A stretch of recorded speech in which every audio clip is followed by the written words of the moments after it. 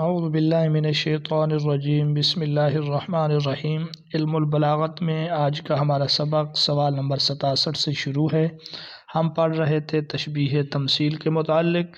تشبیہ کو تمثیل اس وقت کہتے ہیں جب وجہ شبہ اس میں متعدد چیزوں سے یعنی کئی چیزوں سے لی ہوئی ایک صورت ہو تو وہ تشبیہ تمثیل ہے۔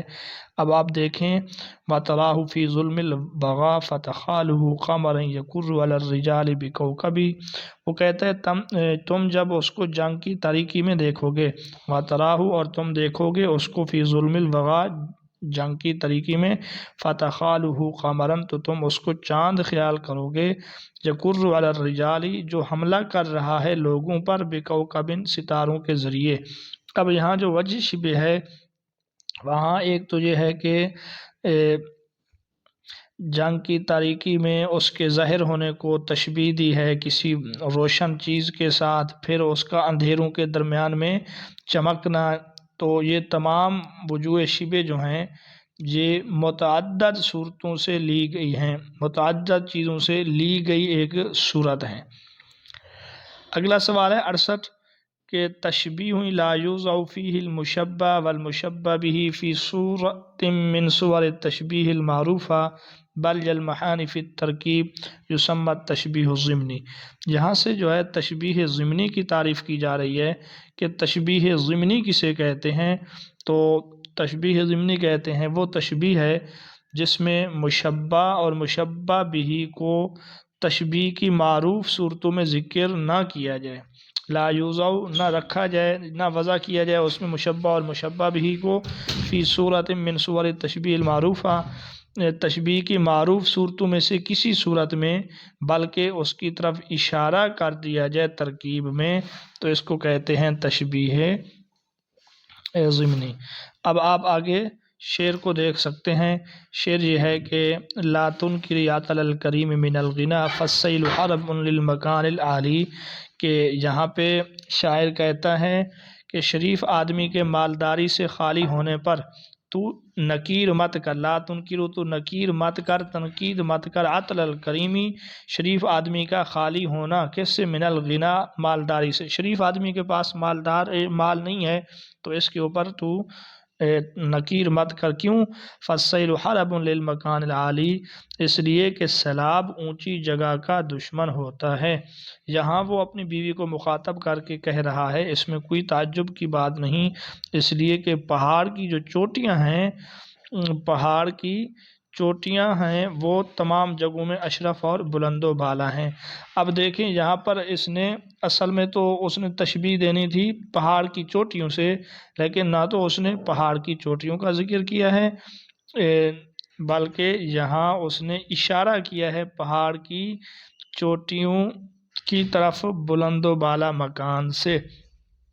سوال نمبر 70 ہے قد یشیب الفتیٰ ولیس عجب، کہ کبھی کبھی جوان کے بال بھی سفید ہو جاتے ہیں، یہ تعجب کی بات نہیں، کیوں؟ ان یری النور فی القریب رطیب، کیونکہ تر و تازہ ٹہنی میں کلی دکھائی دے۔ یہ کوئی تعجب کی بات نہیں ہے کہ تر و تازہ ٹہنی میں کلی دکھائی دے، تو جس طرح وہ تر و تازہ ٹہنی میں سفید کلی دکھائی دیتی ہے، اسی طرح اگر جوان کے سر پر سفید بال ہو جائیں تو یہ تعجب کی بات نہیں۔ تو یہاں پر بھی اس نے ضمنی طور پہ تشبیہ دی ہے، صراحتاً وہ تشبیہ نہیں لایا۔ سوال نمبر 71 میں یہ بتا رہے ہیں اغراض التشبیہ، تشبیہ کے اغراض بہت زیادہ ہیں۔ بعض اوقات مشبہ کے امکان کو بیان کیا جاتا ہے، بیان و حال ہی، بعض اوقات اس کی حالت کو بیان کرتے ہیں، بعض اوقات اس کی حالت کی مقدار کو بیان کرتے ہیں، یہ تمام جوابات درست ہیں۔ اسی طرح بعض اوقات مشبہ کی حالت کی تقریر ہوتی ہے یعنی پختگی ہوتی ہے، بعض اوقات تزیین المشبہ، مشبہ کی خوبصورتی کو بیان کیا جاتا ہے، بعض اوقات اس کی قباحت کی جاتی ہے، یہ تمام جوابات جو ہیں درست ہیں۔ دان الی ایدی العفاة وشاسع، کہ وہ ضرورت مندوں کے ہاتھوں سے بہت قریب ہے، دان بہت قریب ہے، الی ایدی العفاة ضرورت مندوں کے ہاتھوں سے، وشاسع عن کل ند فی الندج وضریب، اور سخاوت میں ہم سر اور ہم پلہ سے بہت دور ہے۔ کیسے؟ کالبدری، جیسا کہ چاند، افرط فی العلوی کہ وہ بلندی میں بہت دور ہے، وضوءہ اور اس چاند کی روشنی، للعصبۃ السارین چلنے والی جماعت کے، جد قریب بہت قریب ہے۔ تو کہتے ہیں ان دونوں اشعار میں تشبیہ سے غرض کیا ہے؟ بیان و امکان المشبہ، مشبہ کے امکان یعنی ممکن ہونے کو بیان کیا جا رہا ہے۔ اصل میں اس شعر میں شاعر نے دو چیزیں بیان کی ہیں، مشبہ کے لیے قریب ہونا اور بعید ہونا۔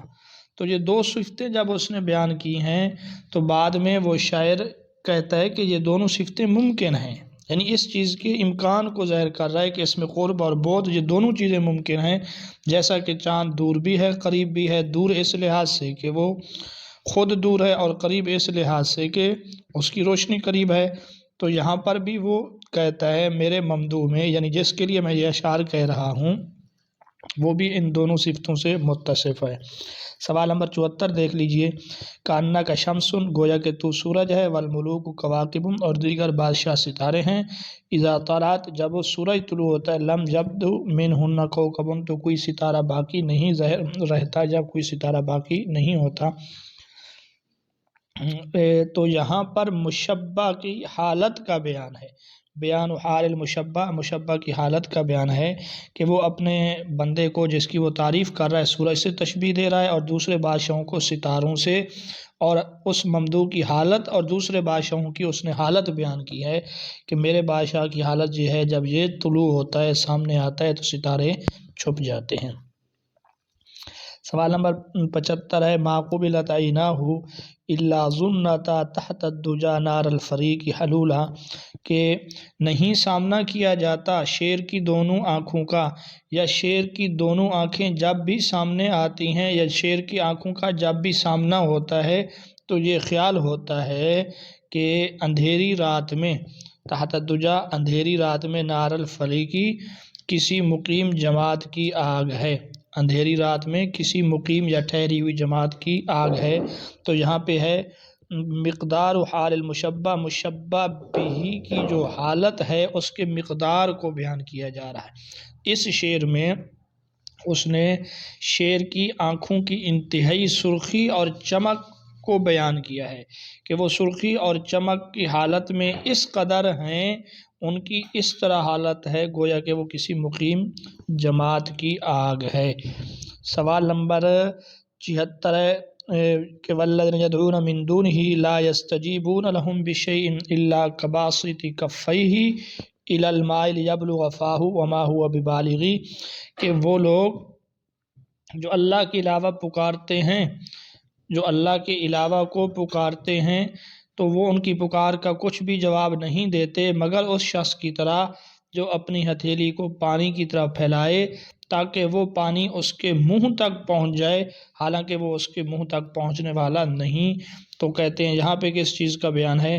یہاں پر بیان ہے تقریر الحال المشبہ، مشبہ کی حالت کی تقریر اور پختگی ہے، اس چیز کا بیان کیا جا رہا ہے کہ مشبہ کی حالت کو پختہ کرنا ہے، اور یہ ان کے دلوں میں اور ان کے دماغ میں اس بات کو راسخ کرنا ہے کہ جن لوگوں کو وہ اللہ کے علاوہ پکارتے ہیں اپنے معبودوں کو، وہ انہیں کچھ بھی جواب نہیں دیتے اور یہ پکار انہیں کوئی فائدہ نہیں دیتی۔ اللہ نے ایک مثال بیان کی ہے کہ اور یہ ان کے دماغوں میں اس بات کو پختہ کرنے کے لیے جس طرح ہاتھ پھیلانے سے پانی خود چل کر نہیں آ سکتا، اسی طرح جن کو وہ اللہ کے سوا پکارتے ہیں وہ بھی کچھ نہیں کر سکتے۔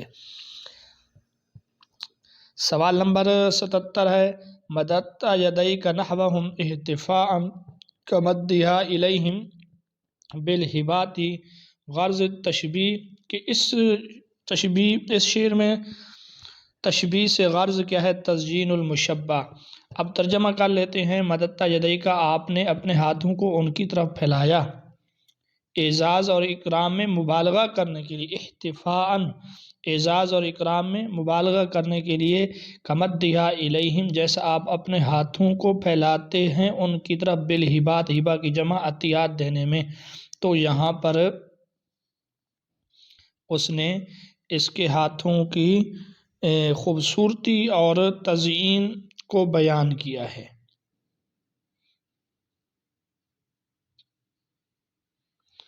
اس کے بعد ہے سوال نمبر 78 کہ وَتَفْتَحُ لَا كَانَتْ فَمَنْ لَوْ رَأَيْتَهُ تَوَهَّمْتَهُ بَابًا مِنَ النَّارِ يُفْتَحُ، کہ شاعر کہتا ہے وَتَفْتَحُ، وہ اپنا منہ کھولتی ہے، لا کانت، اللہ کرے وہ نہ رہے، یہ اس کو بد دعا دے رہا ہے۔ کیوں؟ وہ آگے اس کی قباحت بیان کرتے ہوئے کہتے ہیں لو رأیتہ، اگر تو اس کو دیکھ لے،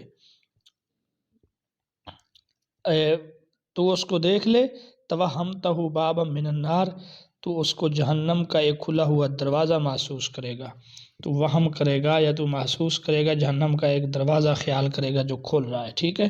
تو یہاں پہ مشبہ کی قباحت کو بیان کیا جا رہا ہے کہ اس کی منہ کو اس نے تشبیہ دی ہے جہنم کے ایک دروازے سے، تو یہ ایک قباحت ہے مشبہ کی۔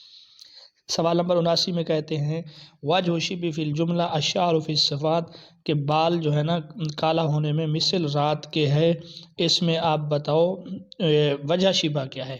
وجہ شبہ جو ہے نا وہ سواد ہے، جس طرح رات کے اندر تاریکی اور سیاہی ہے، اسی طرح بال میں اس وجہ سے تشبیہ دی ہے۔ وہ کہتے ہیں المشبہ فی الجملہ تھی، اس جملہ میں مشبہ بتاؤ اس جملہ میں الشیب فی البیاضی کا صبح، کہ بڑھاپے یا سفید بال جو ہے نا صبح کی مانند ہیں، اس میں تشبیہ کیا ہے، اس میں مشبہ کیا ہے؟ اس میں مشبہ جو ہے نا وہ شیب ہے۔ سوال نمبر 81 میں وہ پوچھتے ہیں کہ حاضر دواؤ، کہ اس میں مشبہ بھی بتاؤ، یہ دوا حنظل یعنی قرطمے کے مثل ہے، کہ اس میں مرارت کڑوے ہونے میں، تو یہاں پہ دوا کو حنظل کے ساتھ تشبیہ دی جا رہی ہے، لہذا حنظل جو ہے وہ مشبہ بھی ہے۔ سوال نمبر 82 ہے وجہ شبہ فی الجملہ تھی، اس جملے میں وجہ شبہ بتاؤ، کہ گویا کہ تیری بات شہد ہے فی حلاوتی، مٹھاس میں، تو یہاں وجہ شبہ جو ہے حلاوت ہے، جس طرح شہد میں مٹھاس ہے اسی طرح تمہاری بات میں مٹھاس ہے۔ سوال نمبر 83 کے متعلق کہتے ہیں مشبہ اس جملے میں بتاؤ، مشیوکا، تمہاری چال کمشی صلفحات، کچھوے کی مانند ہے، فی البطء، سستی میں، تو یہاں پہ جو وجہ شبہ ہے وہ ہے چال، مشیو کا تمہارا چلنا۔ آگے 84 سوال میں کہتے ہیں وجہ شبہ فی الجملہ، اس جملہ میں وجہ شبہ بتاؤ، بھئی کیوں تشبیہ دی جا رہی ہے؟ الجواد فی سراتی، تیز رفتار گھوڑا، جواد گھوڑے کا نام ہے، گھوڑا تیز رفتاری میں، کل برق الخاطف، اچکنے والی بجلی کی مانند ہے، تو جواد کو جو اچکنے والی بجلی سے تشبیہ دی گئی ہے، وجہ تشبیہ کیا ہے؟ السرعہ، جلدی ہے۔ اگلا سوال ہے 85 المشبہ بھی فی الجملہ، اس جملہ میں مشبہ بھی بتاؤ، عضلہ کالحدید، کہ اس کی پنڈلی لوہے کی مانند ہے، فی الصلابتی، ٹھوس ہونے میں، سخت ہونے میں، تو یہاں پہ حدید وجہ مشبہ بھی ہے۔ سوال نمبر 86 میں وہ کہتے ہیں ان السیوف مع الذین قلوبہم، بے شک تلواریں ان لوگوں کا ساتھ دیتی ہیں، سیوف تلواریں مع الذین ان لوگوں کا ساتھ دیتی ہیں یا ان لوگوں کے ساتھ ہیں، قلوبہم جن کے دل، قلوبہن ان تلواروں کی طرح ہیں، اذا التقى الجمعان جب دونوں فریق آمنے سامنے آئیں، تو یہاں پر اس نے یہاں پہ وہ پوچھتے ہیں کہ تشبیہ کی کون سی قسم ہے؟ یہاں پہ ہے مرسل مجمل،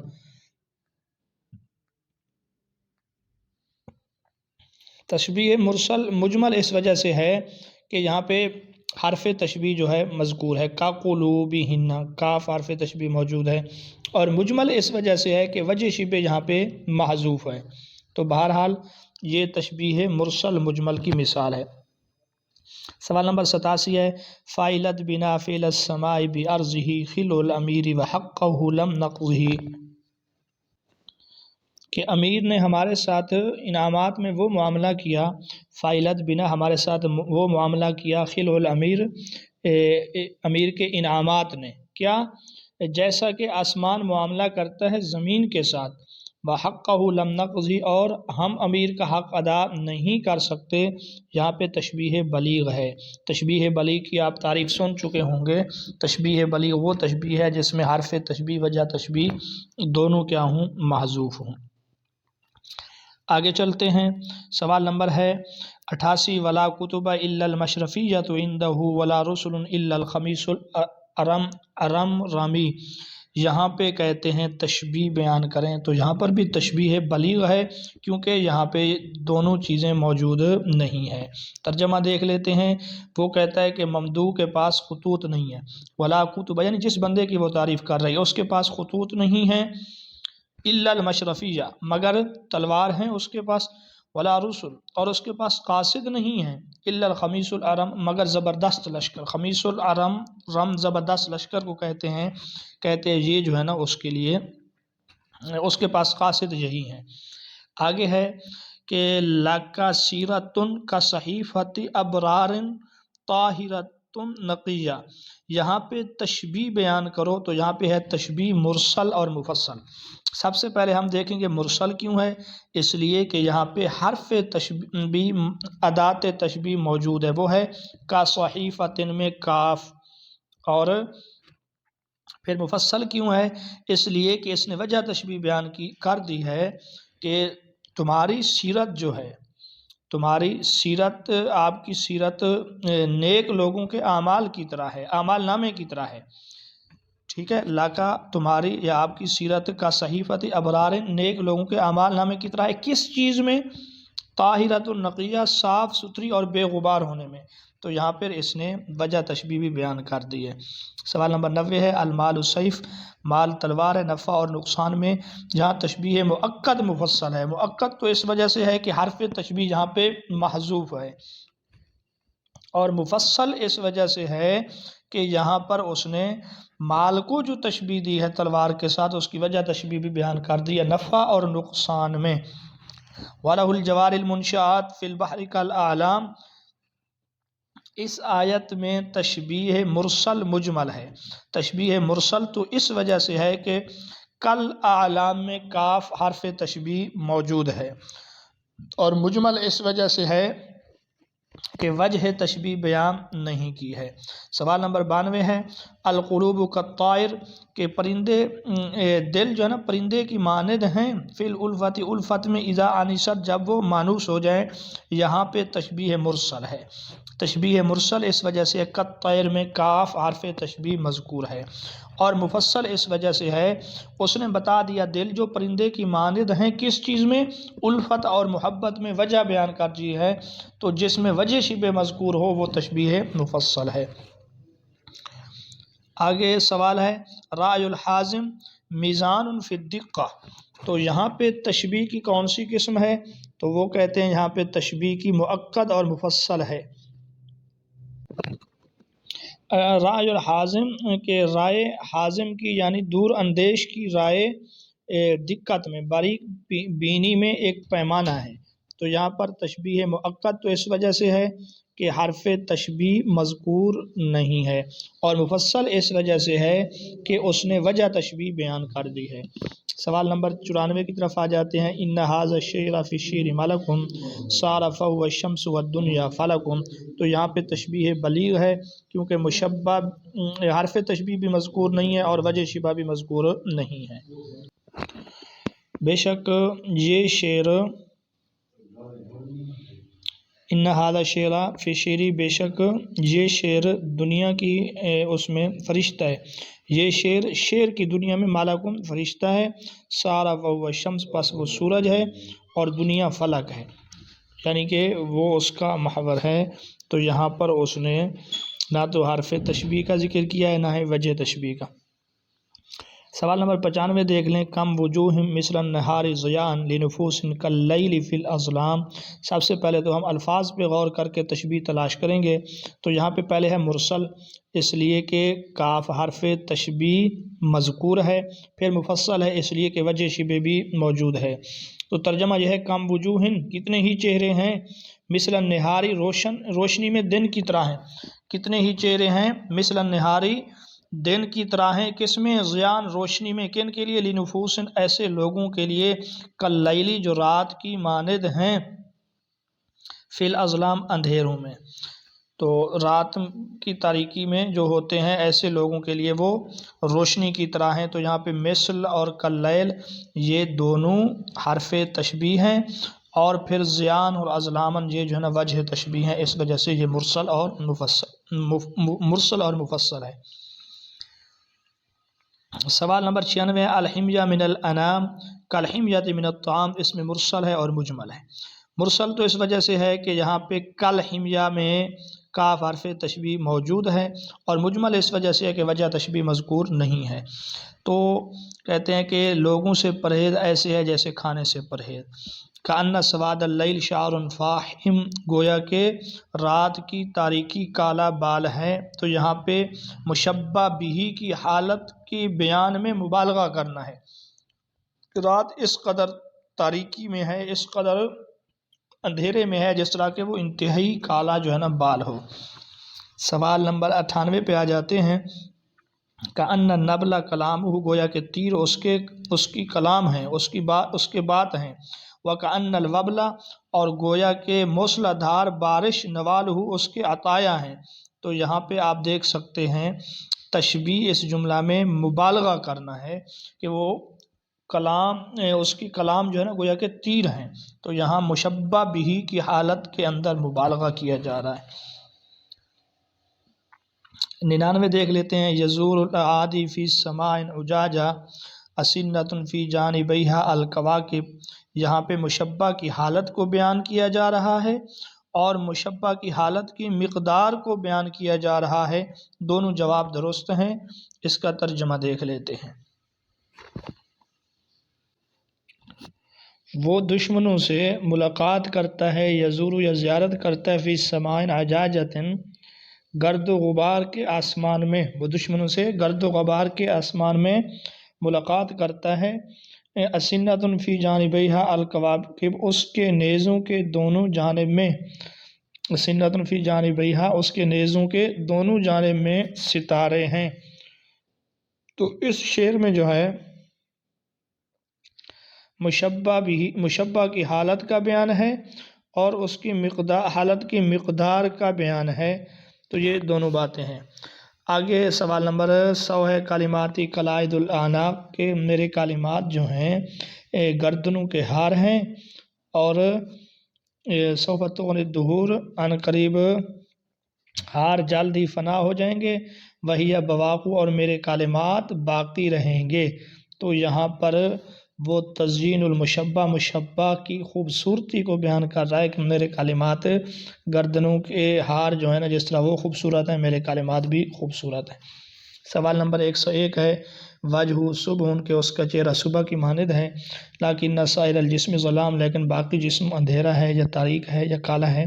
تو یہاں پہ مشبہ کی حالت کے مقدار کو بیان کیا جا رہا ہے۔ سوال نمبر 102 ہے، اللفظ المستعمل فی غیر ما وضع لہ، وہ لفظ جو استعمال ہو علاوہ اس معنی کے جس کے لیے اس کو بنایا گیا، لعلاقۃ، لیکن کوئی تعلق اور کوئی علاقہ یا کوئی وجہ ہو، مع قرینۃ مانیۃ، لیکن اس کے ساتھ کوئی قرینہ موجود ہے جو حقیقی اور اصلی معنی کو مراد لینے سے مانع ہے، تو اس کو مجاز لغوی کہتے ہیں۔ تو آپ دیکھیں کہ مجاز لغوی وہ ایسا لفظ ہے جو کسی علاقے اور مناسبت کی وجہ سے اپنے غیر موضوع لہو معنی میں استعمال ہو، یعنی اس معنی کے علاوہ میں استعمال ہو جس کے لیے اس کو بنایا گیا ہے، لیکن ایسا قرینہ موجود ہے، ایسی علامت موجود ہے جس سے ہمیں پتہ چلتا ہے یہاں اصلی معنی مراد نہیں ہے۔ 103 سوال میں کہتے ہیں، وہ قرینہ جو حقیقی معنی کو مراد لینے میں مانع اور رکاوٹ ہے، کبھی لفظوں میں وہ موجود ہے اور کبھی حالت سے پتہ چلتا ہے، بہرحال اس قرینہ کو کہتے ہیں القرینۃ اللفظیہ و حالیہ، کلاہما صحیح۔ 104 بھی آسان ہے کہ حقیقی اور مجازی معنی کے درمیان جو تعلق ہے وہ دو طرح کا ہے، کبھی مشابہت کا یعنی تشبیہ کا، کبھی غیر تشبیہ کا۔ اب سوال نمبر 105 پہ آ جائیں، یوجد فی ھذا البیت، کے شعر میں پائے جاتے، قامت، کہ وہ کھڑی ہوئی، تظلنی من الشمس، وہ مجھے سورج سے سایہ دے رہی تھی، کون نفس، ایک نفس احب الیہ من نفسی، جو مجھے زیادہ محبوب ہے اپنے نفس سے، تو یہاں پہ جو ہے نا مجاز لغوی ہے۔ سوال نمبر 106 دیکھیں، قامت تظلنی ومن عجب شمس تظلنی من الشمس، کہ وہ کھڑی ہوئی اور مجھے سایہ دے رہی تھی۔ تعجب کی بات ہے کہ ایک سورج مجھے دوسرے سورج سے سایہ دے رہا ہے۔ اب اس نے اپنے محبوب کو جو سورج سے تشبیہ دی ہے، یہ مجاز لغوی ہے۔ سوال نمبر 107 بھی آسان ہے۔ فَإِنْ أَمْرَضْ، کہتے ہیں اگر میں بیمار ہو گیا ہوں، فَمَا مَرْضَ استباری، تو میرا صبر جو ہے نا وہ تو بیمار نہیں ہے۔ وَإِنْ أَحْمَمْ، اگر مجھے بخار ہے تو میرے فَمَا هُمَّ اعتزامی، تو میرے عزم کو تو بخار نہیں ہوا۔ تو اس جگہ پر مجاز لغوی ہے، اور علاقہ حقیقی اور مجازی معنی کے درمیان تعلق، اور مناسبت حقیقی اور مجازی معنی کے درمیان مشابہت کا ہے۔ جس طرح کمزور بندہ جو ہے وہ ضعیف بیمار بندہ ضعیف اور کمزور ہوتا ہے، اسی طرح بے صبرہ بندہ بھی ضعیف اور کمزور ہوتا ہے۔ سوال نمبر 108 میں کہتا ہے، تعرض علی السحاب، میرے سامنے ایک بادل آیا، وقد قفلنا، جب ہم لوٹ رہے تھے، فقلت الیک، میں نے اس کو کہا ٹھہر جا، انما السحاب، بے شک میرے ساتھ بھی بادل ہے۔ یہاں پر اس نے اپنے محبوب کو یا اس کے ساتھ جو بندہ ہے اس کو تشبیہ دی ہے بادل کے ساتھ۔